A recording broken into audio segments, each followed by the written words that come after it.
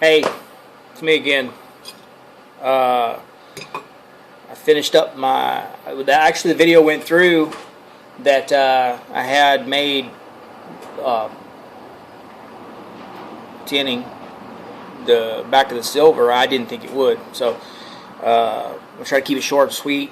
I did not make a video me putting the silver on the metal. I had to get them done. I didn't have time to set everything up and figure out how to do that, so I apologize about that. But the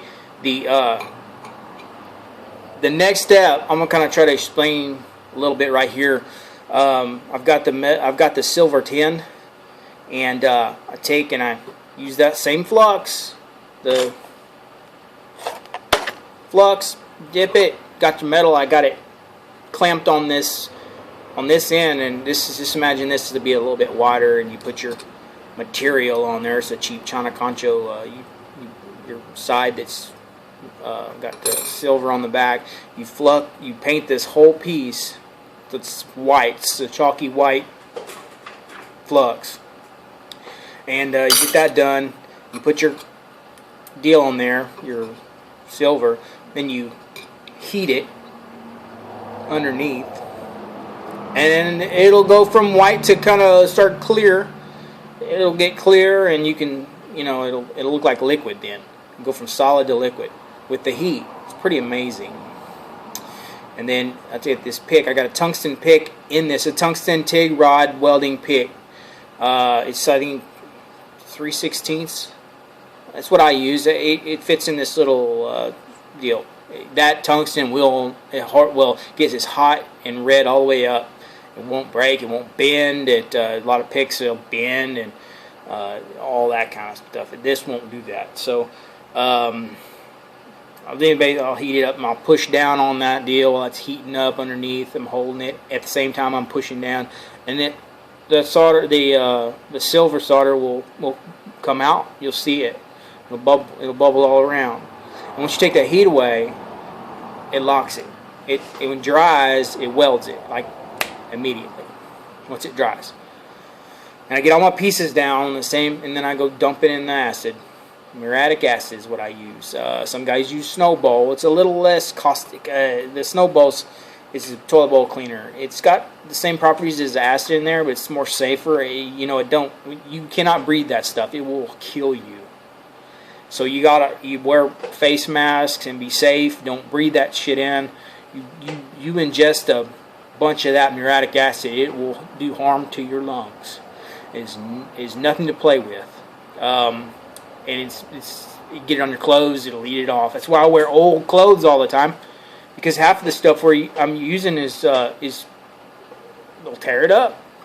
And a lot of acid gets on there, and you just rip a shirt and just rip it all to pieces. So there's a lot of unsafe things in this business, and it's okay. I mean, we'll figure it out. I mean, I'm not trying to. That's part of it. So, but anyways, take it out of the acid, clean it up. You'll have some flux residue around your pieces, and then I can heat them up again a little bit, and it'll kind of bubble, and then I'll dip it again, and it'll take the rest of that off, and then I'll take that flat piece, and then I'll go put it in my bowl, in a ball, and then I'll hit that ball and turn it into there.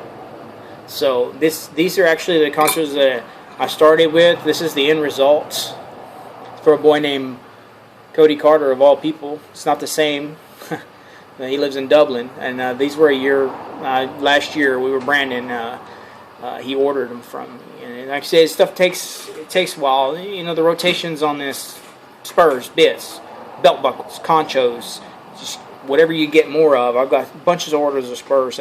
I need to get on those. But these little things like this take time. You saw the processes. This is just a small process. When you start getting into buckles and spurs and all the materials you're going to need to the processes for that is a week video. Sometimes it takes a week to build. Sometimes, whatever. So, anyways, these are double mounted. The silver is put on first flat, and then I dome them. And then I take the little bitty copper dot, and I put it on also with high heat. It's this is double mounted. So, and it's all high heat. So these conchos are to go with the saddle. That's girl on the moon, the finger, of course, and then 3/4 dots go under the swells. These go under the cantle. These go in the front, in front of the swells, and these slotted conchos that go on the back for strings to go through his saddle he's having made. So he ties whatever he needs to tie up back there, doctoring bags or coats or whatever. So extra ropes, whatever he needs to do. It's utilitarian. So the other low heat ones I was doing when I was messing around singing, that's these are actually pulls for cabinets. Now, came up with an idea. My brother-in-law, this is aluminum. I could not high heat this. I tried it, melted, ruined. Good thing they were $1.50. I didn't pay for them, but he did. But, we were trying to figure out, hey man, I want this. Well, I've had that idea too. Yeah, I'd like to do that. Well, here was an opportunity. Figure out how to do that. People might like that. Yeah, I've had a lot of people ask me about these things. I just never have had the time to build them. It's a whole nother deal.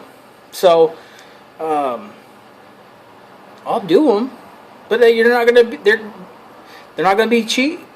I mean, these aren't made in Mexico. Those things are made overseas in China. That's why they're $5. You've seen the processes. This is all high heat on top, dome, and then come back in with low heat and put that in. And I had to stack that stuff in there because that stuff moves around. And if you put too much water when you let it cool, and then you put water in there, if you put too quick, it bubbles out and scatters everywhere. It's a mess, and then you got to start all over again. So it's taking a while to do these.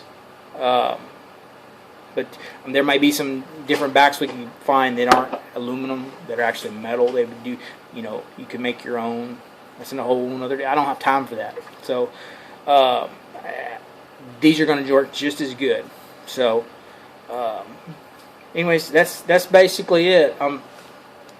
I'm making another video. I have some questions. People ask me all the time. It's kind of my history, how I learned to do this, where I came from, how, I just talk, man. There's no, just about me. And that sounds very selfish, I know, but, it's just me. If you want to get to know who the hell I am building this stuff, and you want me to work for you, if you like my ideas, you like my work, you like my politics, or whatever, you like anything I say, you can kind of get an idea of where I come from. That's the video. I'm going to put it on YouTube. It's 45 minutes long, and I didn't realize that until my battery went dead and it cut off. So I'm going to post it too, and that's about it. Just letting y'all know. Talk to you later.